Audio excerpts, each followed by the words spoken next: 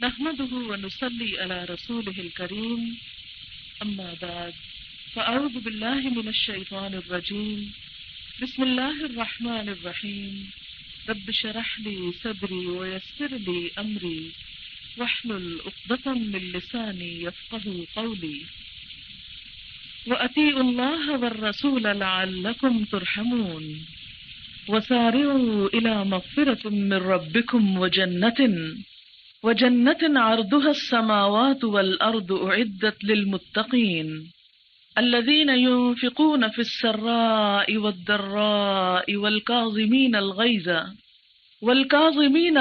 والعافين عن الناس والله يحب المحسنين والذين إذا فعلوا فاحشة أو ظلموا أنفسهم ذكروا الله فاستغفروا لذنوبهم ومن يغفر الذنوب إلا الله ولم يصروا على ما فعلوا وهم يعلمون أولئك جزاؤهم مغفرة من ربهم وجنات تجري من تحتها الأنهار خالدين فيها ونعم أجر العاملين صدق اللہ العظیم۔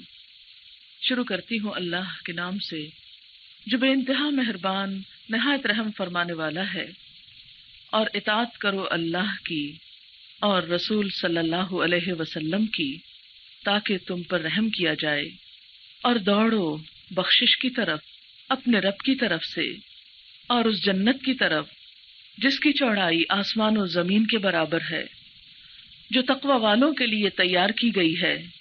کون ہیں وہ تقوی والے؟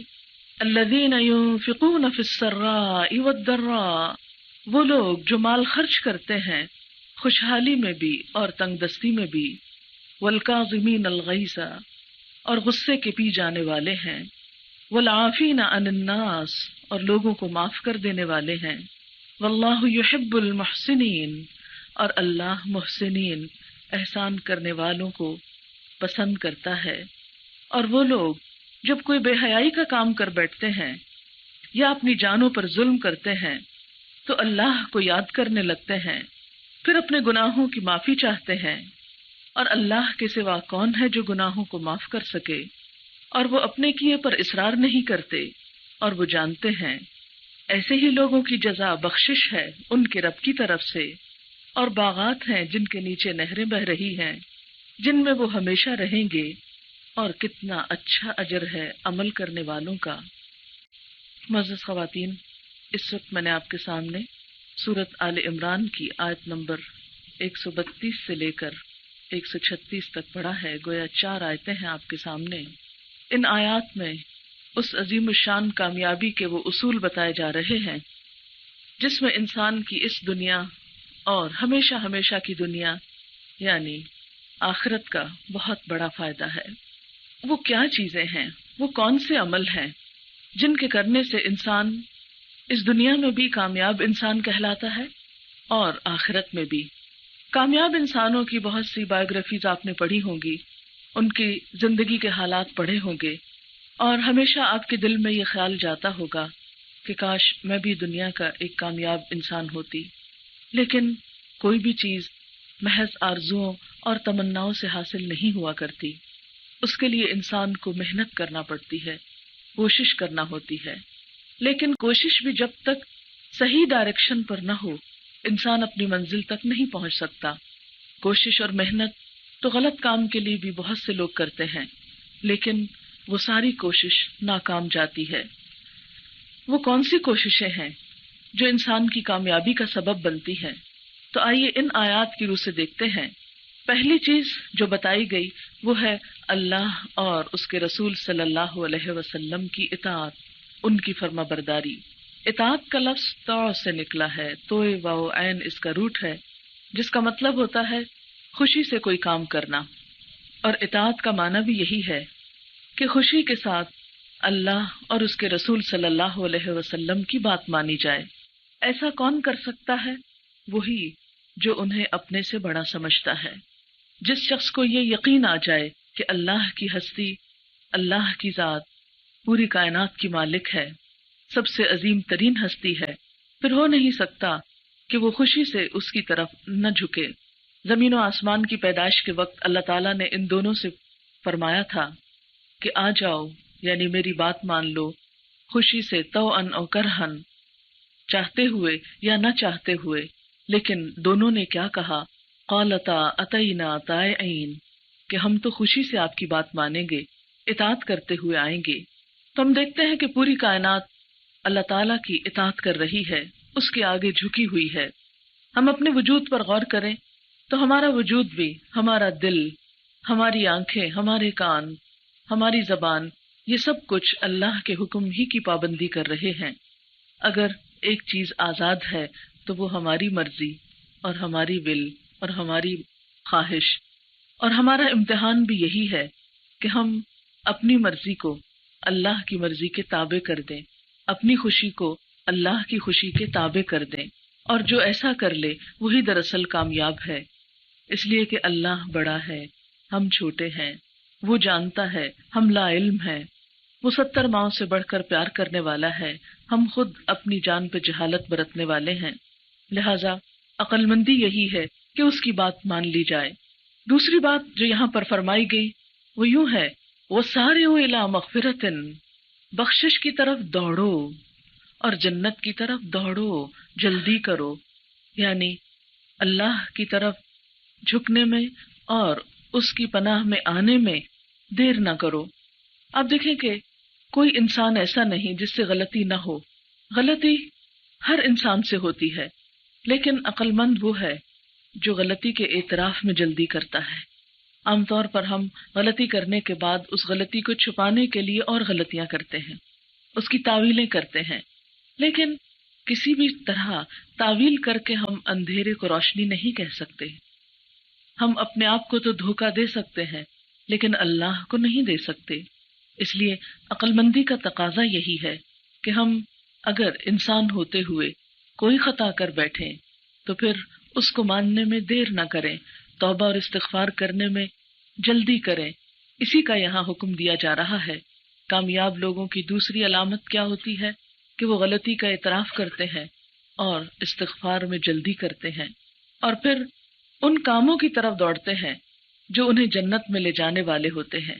یہاں پھر جنت کی تھوڑی سی تعریف بھی بتا دی گئی کہ وہ جنت کچھ معمولی سی چیز نہیں، اس کا عرض یا اس کی وڈتھ یا اس کی چوڑائی یا اس کی بڑائی آسمان و زمین جتنی ہے۔ یہ انسان کو ایک تصور دلانے کے لیے آسمان و زمین کا لفظ استعمال کیا گیا، ورنہ اس کی اصل حقیقت تو اللہ ہی جانتا ہے۔ لیکن یہ جنت ہر ایک کے لیے نہیں، یہ تو تقوی والوں کے لیے تیار کی گئی ہے، اور تقوی دل کی کیفیت کا نام ہے، یعنی جس کا دل اللہ کی طرف جھک جائے، جو دل سے اس کی طرف مائل ہو جائے۔ کون ہوتے ہیں وہ لوگ؟ اس کی علامت کیا ہے؟ اس کی نشانی کیا ہے؟ الذین ينفقون فی السراء والضراء، جو ہر حال میں خرچ کرنے والے ہوتے ہیں، جو اللہ کی راہ میں نکالنے والے ہوتے ہیں، خواہ ان کے حالات اچھے ہوں، خوشحالی ہو، بہت مال رکھتے ہوں یا پھر تنگ دستی ہو، کیونکہ وہ دینے والے ہیں۔ عام طور پر دینے سے جو چیز ہمیں روکتی ہے، یعنی خدا کی راہ میں خرچ کرنے سے، خدا کے بندوں پہ خرچ کرنے سے، وہ ہمارے دل ہی کی تنگی ہوتی ہے۔ اسی لیے قرآن پاک میں فرمایا وَمَن يُوقَ شُحَّ نَفْسِهِ، جو لوگ اپنے دل کی تنگی سے بچا لیے جائیں تو وہی دراصل کامیاب ہونے والے ہیں۔ اور جس شخص کے دل کی تنگی ختم ہو جائے اور دل میں وسعت آ جائے، پھر وہ فقر میں، غریبی میں، تھوڑا ہونے میں بھی کبھی مایوس نہیں ہوتا، پریشان نہیں ہوتا، اور وہ اللہ کی راہ میں دینے سے رکتا نہیں۔ اور پھر وَالْكَاظِمِينَ الْغَيْظَ، ان وسیع نظر، وسیع دل لوگوں کی اگلی صفت کیا ہوتی ہے کہ وہ غصے کو پی جانے والے ہوتے ہیں۔ کاظمین کا لفظ کاظم سے نکلا ہے، کاظم کاف زوئے میم کظم کا مطلب ہوتا ہے باندھنا۔ جیسے پانی کی مشق کے اوپر رسی باندھی جاتی ہے تو اس کے بارے میں بھی کہا جاتا ہے کظمت القربہ۔ پھر اسی طرح کسی بھی چیز کا منہ بند کر دینے کے لیے یہ لفظ استعمال ہوتا ہے، گویا جب ان کو غصہ آتا ہے تو وہ اپنے آپ کو خاموش کر لیتے ہیں، اپنے غصے کو پی جاتے ہیں، غصے کو دبانا جانتے ہیں۔ اور پھر صرف غصے کو دباتے ہی نہیں، وہ اس سے بھی بڑا دل رکھتے ہیں، والعافین عن الناس، لوگوں کو معاف کر دینے والے ہیں۔ اور یہ اس سے بھی اگلا درجہ ہے۔ جو شخص غصہ پی نہ سکے غصے کا صحیح استعمال نہ جانتا ہو، وہ معاف کرنے کی صفت سے بھی محروم رہتا ہے۔ اور پھر نہ صرف یہ کہ معاف کر دیتے ہیں بلکہ تکلیف دینے والے کے ساتھ احسان بھی کرتے ہیں۔ واللہ یحب المحسنین، اور اللہ احسان کرنے والوں سے محبت رکھتا ہے۔ کامیاب لوگوں کی اور نشانی کیا ہے؟ والذین اذا فعلوا فاحشۃ، وہ لوگ کہ جب ان سے کوئی بے حیائی کا کام ہو جاتا ہے۔ فاحشہ اس گناہ کو کہتے ہیں کہ جس کا اثر صرف انسان کی اپنی ذات پر نہ ہو بلکہ آگے بڑھ کر دوسروں پر بھی جا پڑے۔ کھلی برائی کے لیے بھی فاحشہ کا لفظ استعمال ہوتا ہے۔ تو وہ لوگ جب ان سے کوئی کھلی برائی سرزد ہو جاتی ہے، او ظلموا انفسہم، یا اپنی جان پہ ظلم کر بیٹھتے ہیں، یعنی کوئی ایسا گناہ ہو جاتا ہے جس کا علم ان کی اپنی ذات کے سوا اور کسی کو نہیں ہوتا، یعنی کھلا گناہ ہو یا چھپا گناہ، تو فوراً ہی کیا کرتے ہیں؟ ذکر اللہ، اللہ کو یاد کر لیتے ہیں۔ وہ فاستغفروا لذنوبہم، پھر اپنے گناہوں کی معافی چاہتے ہیں۔ وَمَن يَغْفِرُ الذُّنُوبَ إِلَّا اللَّهُ، اور اللہ کے سوا گناہوں کو معاف بھی کون کر سکتا ہے؟ تو گویا کامیاب لوگوں کی ایک اور صفت کیا ہوئی کہ وہ برائیوں پر اصرار نہیں کرتے۔ وَلَمْ يُصِرُّوا عَلَى مَا فَعَلُوا، اور اپنے کیے پر انہیں اصرار نہیں ہوتا، ڈٹائی نہیں ہوتی، بلکہ فوراً ہی اپنے گناہوں کو معافی مانگنے کے ساتھ ساتھ اللہ کے ذکر سے مٹا ڈالتے ہیں۔ آپ جانتے ہیں کہ جب انسان گناہ کرتا ہے تو اس کے دل پر ایک سیاہ نقطہ پڑتا ہے۔ یہ ایسا ہی ہے جیسے کسی بھی صاف چادر کے اوپر ایک دھبا پڑ جائے۔ اگر انسان اس کو صاف کر لے اور جتنی جلدی داغ کو صاف کر لیا جائے فوراً اتر جاتا ہے۔ مثلا آپ نے دیکھا ہوگا کہ کچھ چیزوں کا داغ اگر اسی وقت دھو دیا جائے تو وہ داغ داغ ہی نہیں رہتا۔ مثلا چائے اگر کسی کپڑے پر گر جائے تو آپ کیا کرتے ہیں؟ اسے رکھ نہیں چھوڑتے بلکہ سوچتے ہیں کہ فوراً دھو لی جائے تو فوراً اس کا داغ اتر جائے گا۔ اگر اس کو چھوڑ دیا گیا تو اس کا داغ پکا ہو جائے گا۔ بالکل اسی طرح گناہوں کا داغ بھی اگر فوراً دھو لیا جائے تو انسان پھر سے روشن دل ہو جاتا ہے، اور اگر انسان اس کو دھوتا نہیں اور چھوڑ دیتا ہے تو وہ پکا ہونے لگتا ہے، پھر اس کے دھونے میں، اس کے صاف کرنے میں زیادہ دیر لگتی ہے۔ اس لیے کامیاب لوگوں کی علامت یہ بتائی گئی کہ وہ گناہوں کا بوجھ دل پہ لیے، ضمیر پہ لیے نہیں پھرتے، بلکہ اس کو فوراً ہی اتار دیتے ہیں، اور اس کے لیے استغفار کے ساتھ ساتھ اللہ کے ذکر کی کثرت دلوں کو اطمینان بخشتی ہے۔ دلوں کی بے چینی، ڈپریشن اور دلوں کے غم کا اصل سبب گناہ ہوتے ہیں۔ جب انسان کسی کے حق میں حق تلفی کرتا ہے، بسا اوقات اس کو معلوم نہیں ہوتا، انجانے میں وہ ایسا کر رہا ہوتا ہے، یا کوئی اور ایسا غلط کام کر رہا ہوتا ہے جس کے بارے میں وہ خود بھی نہیں جانتا، لیکن گناہ کی حقیقت یہی ہے کہ انسان جب اسے کرتا ہے، جانے یا نہ جانے، تو اس کے دل پر اس کا بوجھ پڑتا ہے کہ گناہ ہے اصل میں کیا، یا اللہ کے حق میں کمی کرنا یا بندوں کے حق میں کمی کرنا۔ اور انسان جب اللہ اور بندوں کے حق میں کمی کرتا ہے تو دراصل اپنے اوپر ظلم ڈھا رہا ہوتا ہے، اپنے لیے بوجھ اکٹھا کر رہا ہوتا ہے، اپنے لیے جہنم کی لکڑیاں چن رہا ہوتا ہے۔ اس لیے انسان کے لیے بھلائی اسی میں ہے کہ اس کو فوراً اعتراف کر کے، استغفار کر کے دھو ڈالے اور پھر ذکر اللہ کی کثرت کرے، کیونکہ الا بذکر اللہ تطمئن القلوب، سنو خبردار، اللہ کے ذکر سے ہی دلوں کو اطمینان ہوتا ہے۔ اور یہاں پر بھی یہی ان کی صفت بتائی گئی، اولئک جزاؤہم مغفرہ، ایسی صفات رکھنے والوں کی جزا کیا ہے؟ بخشش، من ربہم، ان کے رب کی طرف سے، وجنات، اور باغات، تجری من تحتها الانہار، جن کے نیچے نہریں بہتی ہیں، خالدین فیہا، جس میں وہ ہمیشہ ہمیشہ رہیں گے، ونعم اجر العاملین، اور عمل کرنے والوں کا اجر کتنا اچھا ہے، کتنا بہترین ہے۔ یہ تو ایک مجموعی نقشہ ہے ان لوگوں کے لیے کہ جو اللہ کی رضا چاہتے ہوں اور اللہ کی قربت چاہتے ہوں۔ لیکن آج کی اس محفل کے لیے اس میں سے ایک خاص موضوع جو میں نے چنا ہے، جس مشکل میں ہم میں سے اکثر لوگ مبتلا ہو جاتے ہیں اور پھر نادم بھی ہوتے ہیں، پشیمان بھی ہوتے ہیں، لیکن اس کا علاج نہیں جانتے، یا جانتے بھی ہیں تو کر نہیں پاتے، وہ مضمون اور وہ موضوع غصہ ہے۔ اگر دیکھا جائے تو ہمارے بہت سے گناہوں کا سبب ہماری جلد بازی ہوتی ہے، غصہ ہوتا ہے۔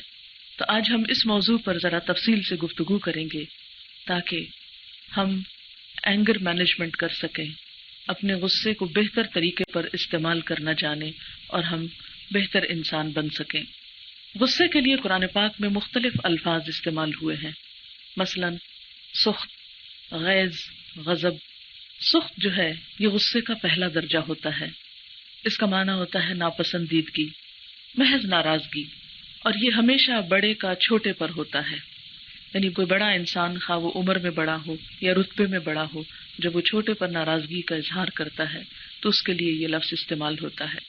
اس کے بعد دوسرا درجہ غیظ کا ہے، یہ غصے کا دوسرا درجہ ہوتا ہے، اور یہ اس ناراضگی کے لیے لفظ استعمال ہوتا ہے جو انسان کا دوران خون تیز کر دے، یعنی جس کا اثر انسان اپنی ذات میں اور اپنے جسم میں بھی محسوس کرے۔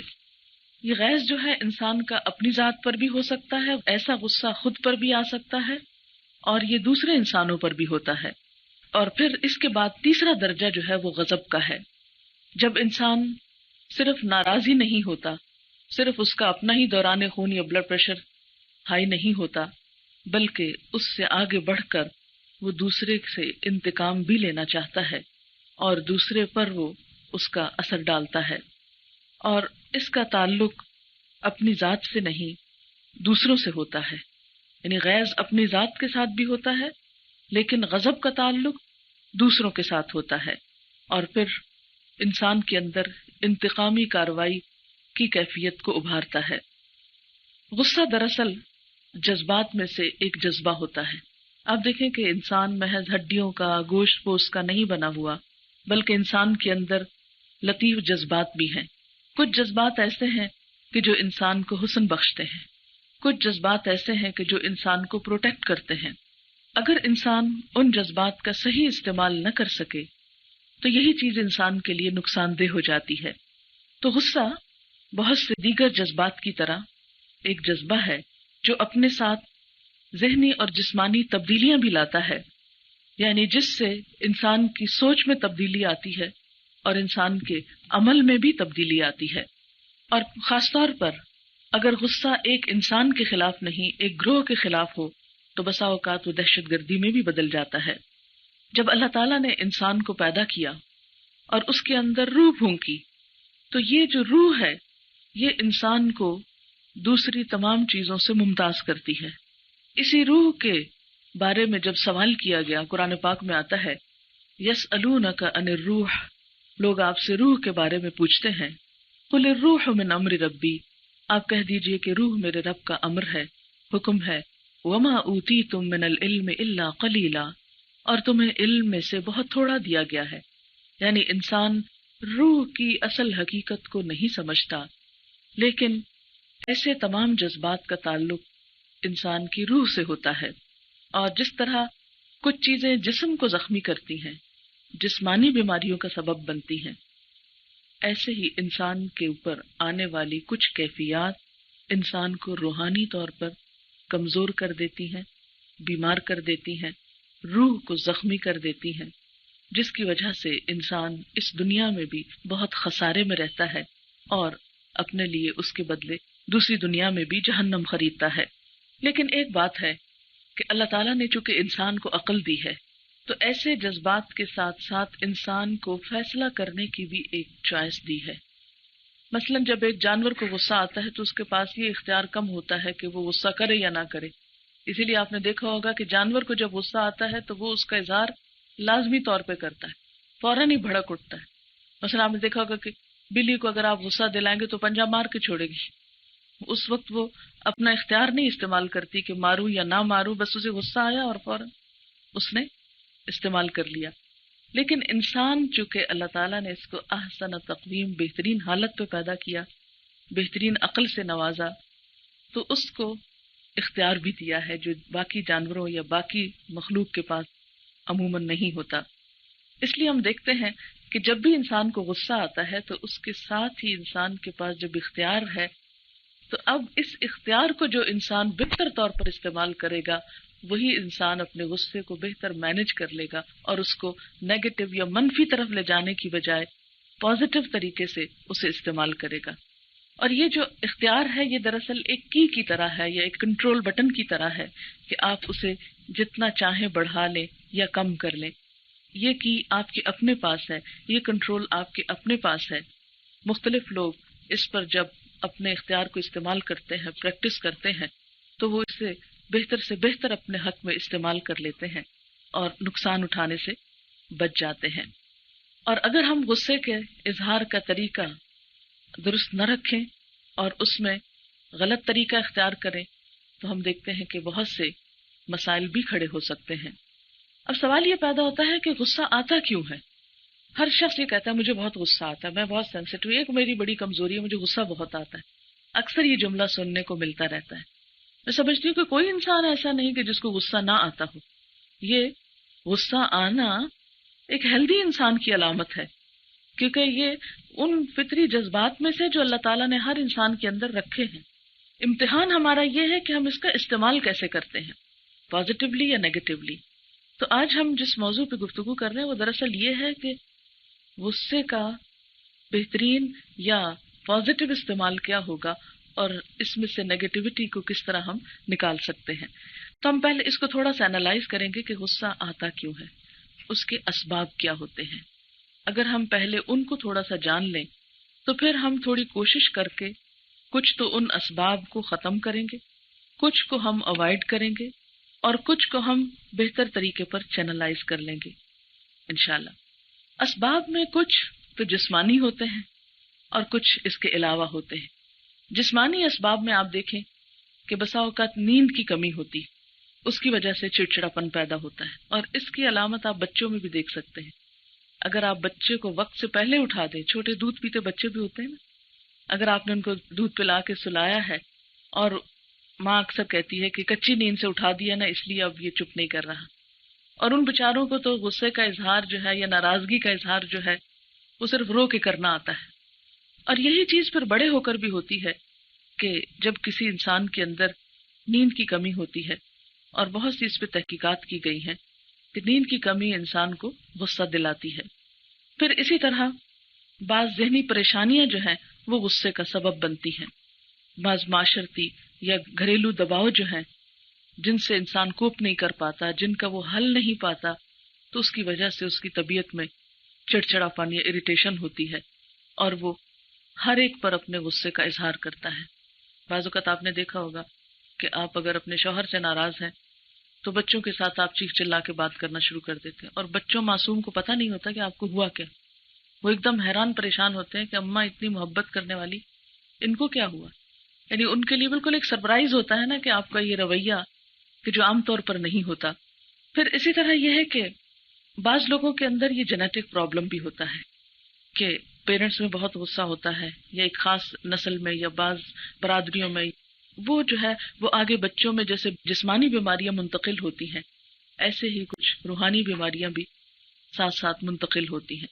لیکن اس کا یہ مطلب نہیں ہے کہ وہ قابل علاج نہیں ہے یا ان کو ہم سنبھال نہیں سکتے یا ان کا کوئی علاج نہیں ہو سکتا. یہ لیم ایکسکیوز ہوگا کہ اگر ہم یہ کہیں جی ہمارے تو خاندان میں ہی بہت غصہ ہے اس لیے مجھے اجازت دیجیے کہ میں وقت بے وقت غصہ کرتا چلا جاؤں. ایسا نہیں ہے. ہاں یہ بات ہے کہ ان کو عام لوگوں کی نسبت پھر جلد یا زیادہ غصہ آتا ہے.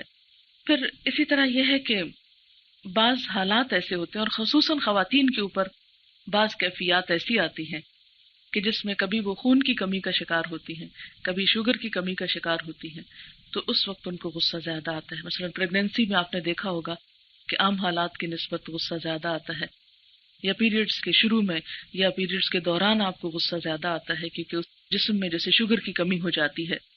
پھر اسی طرح بعض دوائیوں کے اثرات ایسے ہوتے ہیں کہ جو انسان کو غصہ دلاتے ہیں، یا انسان کے اندر اتنا حوصلہ یا ہمت یا صبر یا ضبط نہیں رہتا کہ انسان غصے کا اظہار بار بار کرتا چلا جاتا ہے. بعض اوقات لیک آف کمیونیکیشن جو ہے وہ غصے کا سبب بنتی ہے. آپ نے دیکھا ہوگا کہ جو لوگ آپ سے بات چیت کرتے رہتے ہیں ان کے ساتھ آپ کو کم غصہ آتا ہے. بچوں میں سے آپ کے مثلا 2 بچے ہیں تو ایک بچہ جو ہے وہ اپنی مشکل بھی بتا دیتا ہے، اپنا پرابلم بتا دیتا ہے، تو آپ اس کی مشکل سمجھ جاتے ہیں، لہٰذا اس کے ساتھ کچھ رعایت کا معاملہ کرتے ہیں. لیکن دوسرے بچے سے مثلاً اگر آپ پوچھتے ہیں کہ اچھا آج تم دیر سے کیوں آئے ہو اسکول سے، اور وہ نہیں بتاتا کہ راستے میں رش تھا یا کوئی اور وجہ، صرف خاموشی اختیار کر لیتا ہے، یعنی منہ بند کر لیتا ہے، لیک آف کمیونیکیشن ہو جاتا ہے۔ جب وہ جواب نہیں دیتا تو آپ اور چیخ چلا کے بولتے میں پوچھ رہا ہوں کیوں نہیں آپ بتا رہے کہ کیوں لیٹ ہوئے۔ تو اس سے بھی بہت سے ایسے اسباب ہو جاتے ہیں کہ جو دوسروں کو غصہ دلانے کا سبب بنتے ہیں۔ پھر اسی طرح یہ ہے کہ کچھ ماحول کے اثرات ایسے ہوتے ہیں جو انسان کو غصہ دلاتے ہیں۔ مثلاً اگر کسی گھر میں یا کسی خاندان میں یا فیملی میں لوگ بہت چیخ چلا کے بات کرتے ہیں یا بہت غصے کا اظہار کرتے ہیں تو بچے خود بخود ان سے یہ سیکھ جاتے ہیں کہ ہمیں بھی ایسے ہی بات کرنی ہے۔ مثلا اگر ماں باپ شاؤٹ کرتے ہیں تو بچے بھی خود بخود شاؤٹ کرنے لگتے ہیں، کیونکہ انہیں یہ سمجھ میں آتا ہے کہ شاید ری ایکشن کرنے کا یہی ایک طریقہ ہے، یعنی شاؤٹ کرنا۔ اس لیے وہ وقت بے وقت ہر ایک پہ غصہ کرتے ہیں، گھر میں بھی کرتے ہیں، پھر اسکول میں بھی جا کے کرتے ہیں، اپنے دوستوں کے ساتھ بھی کرتے ہیں۔ اس لیے والدین کو اس معاملے میں بہت کیئرفل ہونے کی ضرورت ہے کہ وہ بچوں کے سامنے کیسی مثال پیش کرتے ہیں۔ پھر اسی طرح بعض معاشرے ایسے ہیں اور بعض ان کے ماحول، ان کی غذائی عادات اور ان کے رہن سہن کی عادات ایسی ہیں کہ وہاں پر دوسرے علاقوں کی نسبت غصہ زیادہ پایا جاتا ہے یا اس کا اظہار غلط طریقے سے ہوتا ہے۔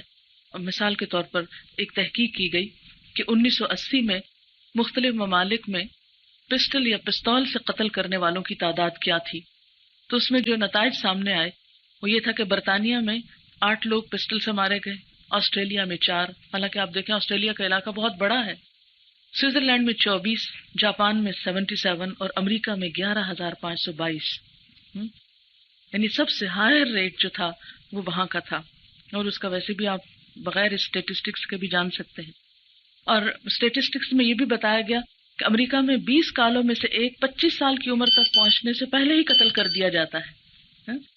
یعنی وہاں پر مختلف قومیں اور مزاج، کیونکہ وہاں کی کمیونٹی جو ہے وہ مختلف لوگوں سے مل کر بنی ہے۔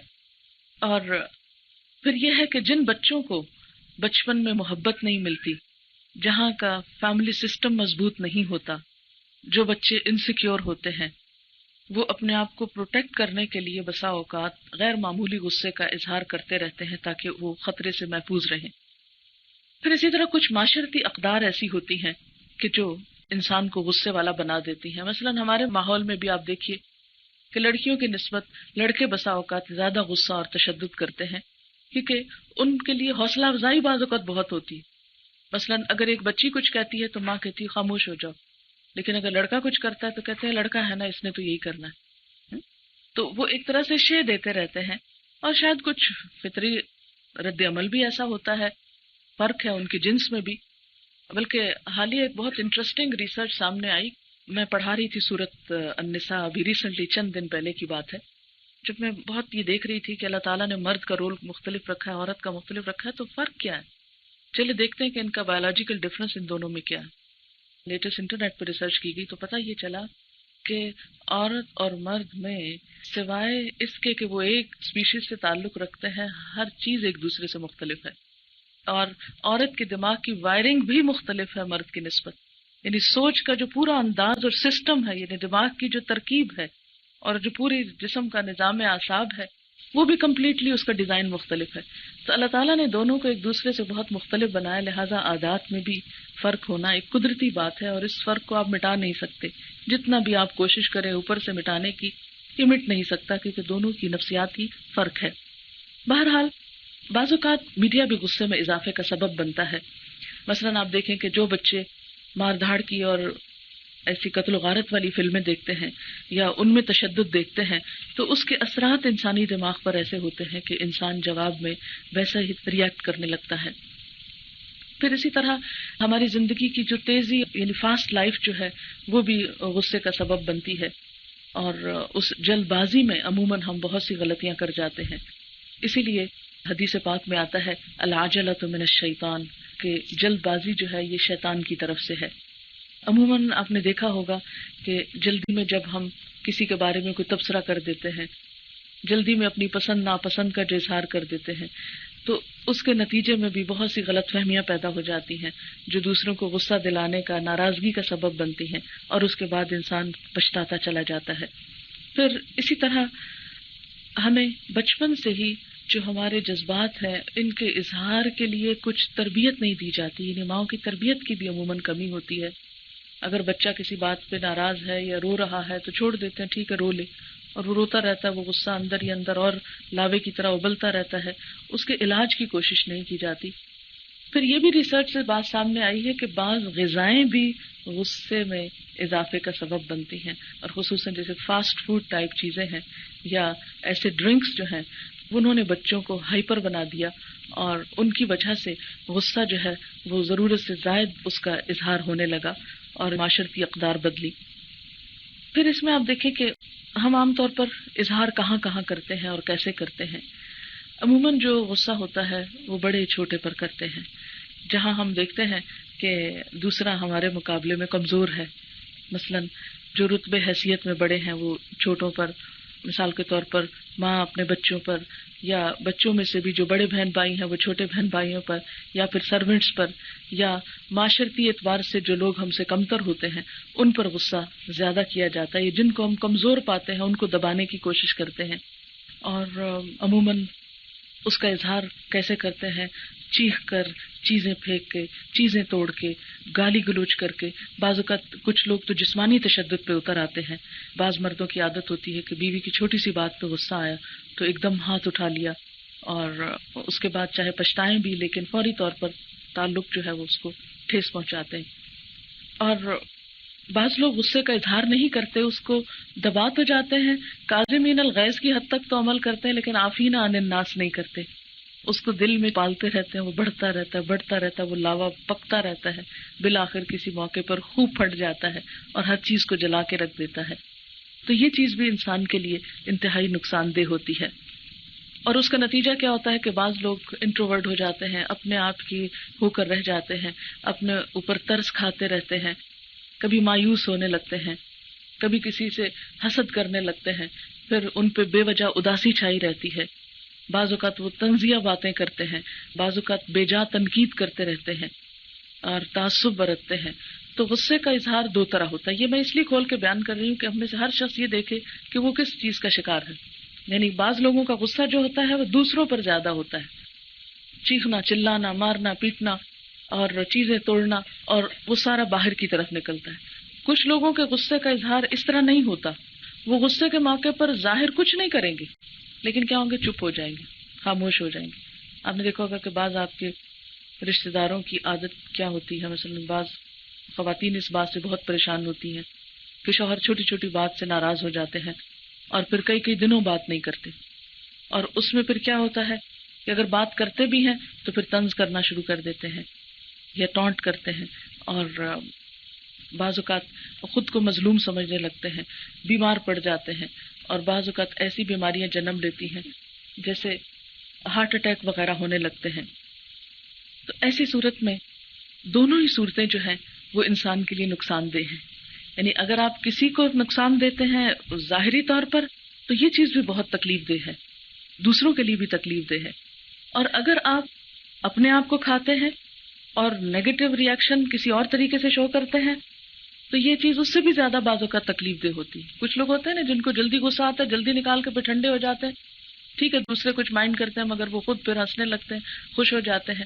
لیکن یہ جو دوسری قسم ہے غصے کے اظہار کی، یہ بسا اوقات پہلے سے زیادہ تکلیف دہ اور خطرناک ہو جاتی ہے، کیونکہ ایسے لوگ بولتے نہیں، بتاتے نہیں، کہتے نہیں، لیکن ان کے انداز میں کوئی خوبی، کوئی خوشی، کوئی اٹریکشن نہیں رہتی، اور وہ دوسروں کے لیے ایک بوجھ بن جاتے ہیں، خود اپنی ذات کے اوپر ظلم کرتے ہیں اور کئی طرح کی بیماریوں کا شکار ہو جاتے ہیں۔ کیونکہ غصہ جو ہے یہ نہ صرف یہ کہ انسان کو آخرت کے اعتبار سے نقصان دیتا ہے بلکہ دنیا میں بھی کئی طرح سے نقصان پہنچتا ہے انسان کو۔ یہ ایک ایسی چیز ہے جس سے بچنا انتہائی ضروری ہے اگر دنیا میں بھی ہم کامیاب ہونا چاہتے ہیں، اور آخرت کے لیے تو نقصان دہ ہے ہی۔ اب آپ دیکھیں کہ جن لوگوں کو بھی غصہ آتا ہے تو اس میں سب سے پہلا تو ان کا جسمانی نقصان ہوتا ہے، یعنی غصہ آتے ہی ان کے جسم کے اندر بعض ایسے ہارمون سیکریٹ ہوتے ہیں، ایسے اجزاء ان کے جسم کے اندر خون میں شامل ہو جاتے ہیں کہ جو ان کے اسٹمک کو، نظام کو، سوچنے سمجھنے کی صلاحیت، ان ساری چیزوں کو بہت ہی متاثر کرتے ہیں، اور ان کو کئی طرح کی بیماریاں ہوتی ہیں، مثلا عموماً پلپیٹیشن کا تیز ہو جانا، ہارٹ اٹیکس، بلڈ پریشر اور دیگر بہت سی بیماریاں جو ہیں وہ غصے ہی کی وجہ سے جنم لیتی ہیں۔ پھر اسی طرح وقتی طور پر سوچنے سمجھنے کی صلاحیت زائل ہو جاتی ہے، بعض اوقات ڈیسیژنز غلط ہو جاتے ہیں جن کا اثر وقتی نہیں ہوتا، بہت لمبا چلا جاتا ہے۔ اور جو لوگ مستقل طور پر غصے کا شکار رہیں، جسمانی طور پر ان کے اعصاب کمزور ہو جاتے ہیں، اور اعصاب کی یہ کمزوری زندگی کو دوبر بنا دیتی ہے۔ اور بعض کیسز میں ریسرچ کی گئی تو پتہ چلا کہ ڈائبٹیز اور تھرومبوسس کی بیماریاں جو ہیں اس کی روٹ کاز بھی غصہ تھا، کیونکہ ہمارے جسم میں کچھ اعضاء ایسے ہیں کہ جو اگر ہمارا جسم نارمل طریقے سے کام کرے تو ہی وہ اپنے فنکشننگ بہتر کر سکتے ہیں۔ یہ تو خیر ابھی ریسرچ سے بہت سی چیزیں سامنے آ رہی ہیں، ورنہ عام تجربے اور مشاہدے میں بھی یہ بات ہے کہ پتے کے ساتھ لوگ اس کو ریلیٹ کرتے ہیں کہ اس کے اندر زہر ہے اور یہ زہریلے مادے خارج کرتا ہے، اور پھر وہ فلاں شخص کے اندر ایسی عادات ہیں۔ یعنی پرانی کہانیاں اور بڑے بزرگ ہیں ان سے بھی یہ چیزیں جو ہیں زبانیاں آپ نے سنی ہوں گی، روایتی طور پر یہ بات بھی سب کو معلوم ہے۔ پھر اسی طرح یہ ہے کہ ذہنی طور پر انسان جب سوچنے سمجھنے کی صلاحیت نہیں رکھتا تو بسا اوقات خود کو بھی نقصان دیتا ہے، اور اسی طرح اس کی اپنی جو لکس ہیں اور اپنا جو انداز ہے وہ بھی بگاڑ کا شکار ہو جاتا ہے، کیونکہ غضب کے وقت انسان کی آنکھیں سرخ ہو جاتی ہیں، چہرہ سرخ ہو جاتا ہے، اور عقل جس کی وجہ سے انسان کو فضیلت بخشی گئی ہے، کیونکہ آپ دیکھیں کہ پہاڑوں میں اور ہم میں، سمندر میں اور ہم میں، ایک درخت میں اور ہم میں، جانوروں اور ہم میں فرق کس چیز کا ہے؟ وجود تو وہ ہم سے بڑے رکھتے ہیں، ہاں؟ ان کے مقابلے میں ہو سکتا ہے وجود ہمارا چھوٹا ہو، لیکن ہمیں کیوں فوقیت دی گئی؟ اگر سوچا جائے تو یہ عقل ہی کی وجہ سے دی گئی ہے۔ اور جب انسان غصہ کرتا ہے تو اس کی عقل ماری جاتی ہے، غصہ عقل کو کھا جاتا ہے، یہ مشہور محاورہ آپ نے سنا۔ جب عقل ماری جاتی ہے تو انسان بچوں والی حرکتیں کرنے لگتا ہے، انسان انسانیت کے درجے سے گر جاتا ہے، اس کی عزت اور وقار جاتا ہے، اس کا مقام کم ہو جاتا ہے، اس کا روب ختم ہو کے رہ جاتا ہے، اور یہ چیز اس کی پرسنالٹی پہ ایک بہت ہی نیگیٹو اثر رکھتی ہے۔ اسی وجہ سے آپ صلی اللہ علیہ وسلم نے فرمایا غضب سے بچو کہ وہ آگ کی چنگاری ہے جو ابن آدم کے دل میں جلتی ہے، تم دیکھتے نہیں کہ ایسے شخص کی رگیں پھول جاتی ہیں اور آنکھیں سرخ ہو جاتی ہیں۔ پھر اسی طرح آپ صلی اللہ علیہ وسلم نے یہ بھی فرمایا غصہ ایمان کو اس طرح خراب کر دیتا ہے جیسے ایلوا شہد کو خراب کر دیتا ہے۔ یعنی اس کا بہت بڑا نقصان کیا ہے کہ اس سے ایمان کی خرابی ہو جاتی ہے، اور ایمان کیا ہمارے سارے اعمال کی روٹ ہے، بنیاد ہے، فاؤنڈیشن ہے۔ وہ ہل گئی تو اوپر سے بھی سارے ہل جائیں گے، بہت سے عمل ضائع ہونے کا خطرہ ہوتا ہے۔ پھر اسی طرح آپ دیکھیں کہ غصے کے کئی معاشرتی نقصان ہوتے ہیں، کئی بہت عزیز ترین رشتے کٹ کے رہ جاتے ہیں۔ بعض گھرانوں میں دیکھا گیا ہے کہ بچے جو ہی بڑے ہوتے ہیں تو ماں باپ سے ہمیشہ کے لیے دور ہو جاتے ہیں۔ ایک گھر میں رہتے ہوئے بھی بعض کیسز میں ایسا دیکھا گیا ہے کہ گھر والوں کے درمیان کمیونیکیشن نہیں ہوتی، شوہر بیوی ساتھ رہ رہے ہیں لیکن حقیقت میں ساتھ نہیں ہے۔ جو رشتہ اللہ نے ان دونوں کا بنایا ہے بعض اوقات غصے کی بدولت ایک ڈل اور ایک بیکار سا رشتہ رہ جاتا ہے۔ شادی کا اصل مقصد کیا ہے؟ لِتَسْكُنُوا إِلَيْهَا، اللہ نے یہ جوڑے کیوں بنائے ہیں کہ دونوں ایک دوسرے سے سکون پائیں، دونوں ایک دوسرے کے ساتھ اپنے غم شیئر کریں۔ زندگی کی یہ گاڑی جس کا چلانا بسا اوقات بہت دوبر ہو جاتا ہے، دونوں مل کر اس کو پش کریں اور ایک دوسرے کی مدد کریں اور زندگی کو خوشگوار بنائیں۔ لیکن جب اس قریب کے رشتے میں ہی باہم بگاڑ آ جاتا ہے اور غصے کی وجہ سے بگاڑ آتا ہے تو آپ نے دیکھا ہوگا کہ انسان کی زندگی خود اس کے اپنے لیے دوبر ہو جاتی، وہ ایک پہاڑ کی طرح مصیبتیں اپنے سر پہ لیے ہوئے چل رہا ہوتا ہے، دوسروں کے ساتھ رہتے ہوئے تنہا ہو جاتا ہے۔ یہ ایک بہت بڑا نقصان ہوتا ہے۔ یعنی شوہر بیوی کے درمیان غصہ ہو تو وہ دونوں ایک دوسرے سے اکٹھے ہوتے ہوئے بھی تنہا ہو جائیں گے اور طرح طرح کے مسائل کا شکار ہوں گے۔ ماں باپ اور بچوں کے درمیان غصہ ہو تو آپ نے دیکھا ہوگا کہ ماں باپ بچوں سے دور ہو جاتے ہیں، بچے ماں باپ کی آنکھوں کی ٹھنڈک ہوتے ہیں، وہ ٹھنڈک جو ہے وہ آگ میں بدل جاتی ہے۔ اسی طرح بچوں کے لیے ماں باپ ایک محبت اور ایک شجر سایہ دار کی طرح ہوتے ہیں، لیکن اس کی وجہ سے وہ شجر سایہ دار جو ہے وہ تپتا صحرا بن جاتا ہے۔ اسی طرح بہترین دوست بسا اوقات غصے کی وجہ سے چھن جاتے ہیں، ختم ہو جاتے ہیں۔ بعض قریبی رشتے جو ہیں وہ ایک دوسرے سے ہمیشہ کے لیے دور ہو جاتے ہیں.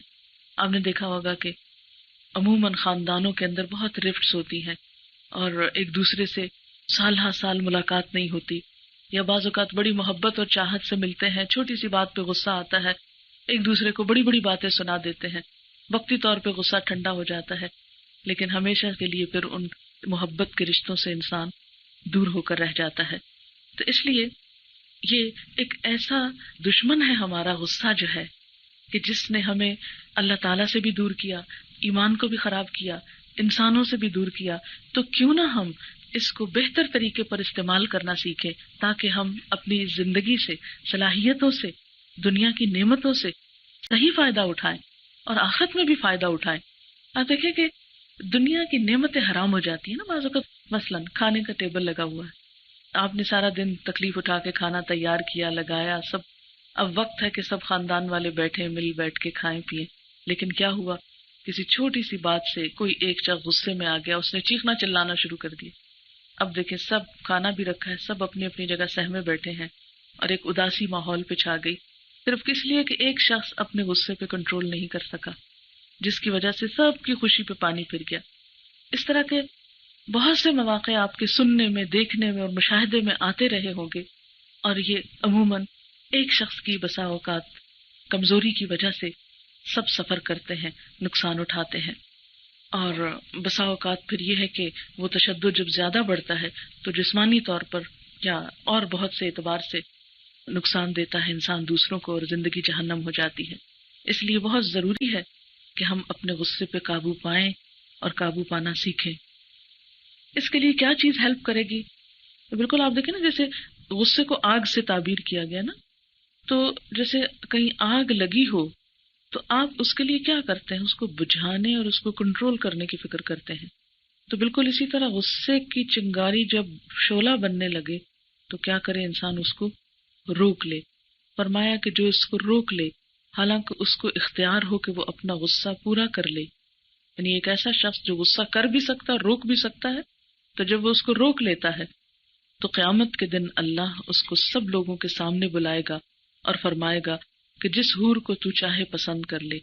یعنی قیامت کے دن اس کو ایک چوائس دی جائے گی.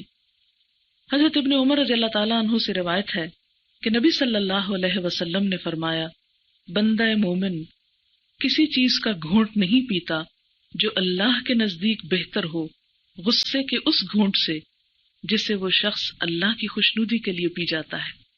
یعنی وہ وقت جو ہے جس میں انسان اپنے غصے کو پی رہا ہوتا ہے یا کنٹرول کر رہا ہوتا ہے، اگرچہ وہ نگلنا بہت ہی مشکل ہوتا ہے، لیکن وہ کیفیت بندے کی اپنے ساتھ کنٹرول کرنے کی اللہ تعالیٰ کی نظروں میں بہت جچتی ہے اور بہت ہی انسان اللہ کے قریب ہو جاتا ہے.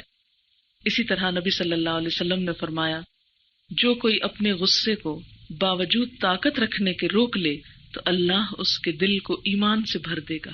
طاقت رکھتا ہے غصہ کرنے، کوئی اسے روک نہیں سکتا. بعض اوقات اختیار ہوتا ہے انسان کے پاس کہ دوسرے کے ساتھ جیسا چاہے سلوک کرے، لیکن ایسے میں جب کوئی شخص اپنے آپ کو روک لیتا ہے تو پھر اللہ تعالیٰ اس کے دل کو ایمان سے بھر دیتا ہے، اس کو ایمان کی لذت عطا کرتا ہے. پھر اسی طرح یہ ہے کہ عام طور پر ہمارے ہاں اس معاملے میں کچھ غلط فہمیاں پائی جاتی ہیں. بعض لوگوں کا خیال یہ ہوتا ہے کہ اگر ہم غصے کے وقت اظہار نہیں کریں گے، غصہ کریں گے نہیں، تو لوگ ہمیں کمزور سمجھ لیں گے، وہ ہمیں بدھو سمجھیں گے، اور اس وجہ سے بھی وہ دوسروں کی نظر میں طاقتور بننے کے لیے کیا کرتے ہیں؟ غصے کا اظہار کرتے ہیں. حالانکہ آپ صلی اللہ علیہ وسلم نے طاقتور کس کو کہا؟ آپ نے فرمایا پہلوان وہ نہیں جو کسی کو کشتی کرتے ہوئے پچھاڑ دے، پہلوان طاقتور وہ ہے کہ جو غصے کے وقت اپنے آپ کو کنٹرول کر لے. تو گویا اللہ کے رسول صلی اللہ علیہ وسلم کی نگاہ میں یہ کمزوری نہیں بلکہ یہ بہادری ہے، یہ طاقتوری ہے کہ انسان اپنے آپ کو اس وقت قابو میں رکھے. پھر اسی طرح بعض لوگوں کا خیال ہوتا ہے کہ اس طرح ہمارا روب نہیں رہے گا یا ہماری عزت جاتی رہے گی، لیکن اگر آپ دیکھیں تو غصہ کرنے والے کی عزت کون کرتا ہے؟ وقتی طور پر تو انسان ان کے خوف سے چپ ہو جاتا ہے، اور غصہ کرنے والے کو یہ دھوکہ ہوتا ہے کیا کہ لوگ میری عزت کر رہے ہیں، لیکن یہ ایک جھوٹی عزت ہوتی ہے. یعنی وہ عزت جو غصے یا شدت یا شدید جذبات کے تحت انسان بناتا ہے وہ عزت نہیں ہوتی. اصل عزت اور اصل محبت وہ ہوتی ہے جو دوسرے کی شفقت اور محبت کی وجہ سے ہوتی ہے، اور وہ مقام جو دلوں میں محبت کی وجہ سے بنتا ہے وہ غصے کی وجہ سے کبھی بھی نہیں بن سکتا. ہو سکتا ہے کہ وقتی طور پر آپ کسی کو دبا جائیں لیکن اس کا دل کبھی بھی نہیں جیت سکتے. اس لیے ایسا خیال دل میں لانا دراصل شیطان کی طرف سے ہے کہ اس طرح میں اپنا روپ جھاڑ رہی ہوں. پھر اسی طرح یہ ہے کہ بعض لوگ یہ سمجھتے ہیں کہ اگر ہم نے غصہ نہ کیا تو دوسرے ان کو کنٹرول کر لیں گے، دوسرے ان کو دبا لیں گے یا ان کو اپنے سے چھوٹا سمجھ کر ان پر ناجائز تسلط قائم کریں گے. لیکن اس طرح آپ دیکھیں کہ اگر ایسے موقع پر آپ غصہ کرتے ہی ہیں تو گویا آپ نے اپنا کنٹرول دوسرے کے ہاتھ میں دے دیا. جب وہ چاہیں آپ کو غصہ دلا دیں اور آپ غصے میں آ جائیں، اور جب وہ نہیں دلائیں تو نہیں. تو یہ تو ایک حماقت کی بات ہے کہ ہم ایسا سمجھیں، اور شیطان دراصل چاہتا کیا ہے کہ ہم ان غلط فہمیوں کا شکار رہیں اور غصے کو جسٹیفائی کریں اور غصہ کرتے چلے جائیں. اصل میں تو اس کا مطلب یہ ہے کہ آپ مسئلہ حل کرنے میں ناکام ہو گئے اور اب آسان طریقے سے آپ مسئلے کو حل نہیں کر سکے تو آپ ایک تشدد کے ذریعے مسئلے کے حل پہ اتر آئے ہیں، اور تشدد کے ذریعے مسائل کا حل کبھی بھی نہیں ہو سکتا. وقتی طور پر دبا تو سکتے ہیں لیکن وہ مسئلہ حل نہیں ہوگا. مسئلہ آپ نے دیکھا ہوگا کہ آپ اپنے بچے کو کسی بات سے روکتے ہیں، غصے سے روکتے ہیں، ایک دو لگا کے روکتے ہیں، تو وہ کیا ہوگا، وقتی طور پہ بیچارہ رونے لگ جائے گا یا چپ ہو جائے گا، لیکن تھوڑی دیر بعد آپ نے دیکھا ہوگا وہ وہی شرارت کر رہا ہوتا ہے. کئی ماؤں کی عادت ہوتی ہے نا، بچہ ایک شرارت کرتا ہے، چیخ کے بولتی ہیں یہ نہیں کرو، اس وقت وہ چپ ہو کے سہم کے کھڑا ہو جاتا ہے. ماں اپنا کام کرنے لگتی، وہ پھر وہی کرنا شروع ہو جاتا ہے کیونکہ اس کو سمجھ نہیں آئی اور وہ حقیقی معنی میں مسئلہ حل نہیں ہوا، صرف مسئلہ دبا ہے، اور جو ہی اس کو موقع ملا وہ پھر واپس اپنی جگہ پر آ گیا. اس لیے ایسی حرکات کرنا کہ جس سے ہم مسئلے کو حل نہ کریں، صرف آرٹیفیشل طریقوں سے اور غیظ و غضب سے دبانے کی کوشش کریں، تو یہ کچھ سمجھداری کی بات نہیں.